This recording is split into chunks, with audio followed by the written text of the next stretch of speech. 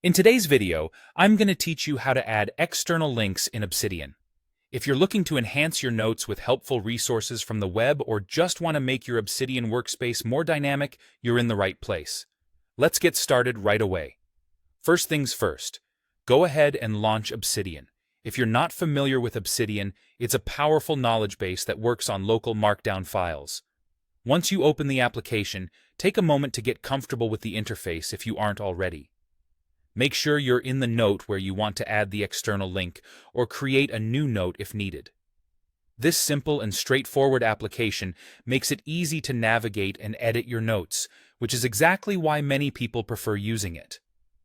Now, to add an external link, you need to start by typing out the text you want your readers to click on in the note. This could be descriptive, like "Learn more about Markdown," or a simple title of the page you're linking to.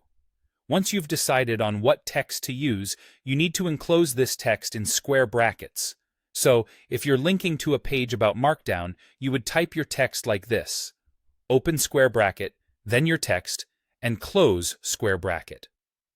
This is the first part of creating your link and acts as the anchor text that users will see. Next, we need to connect this text to a URL. To do this, place the URL immediately after your bracket-enclosed text, but remember to enclose the URL in parentheses. For instance, say you're linking to a website about Markdown syntax.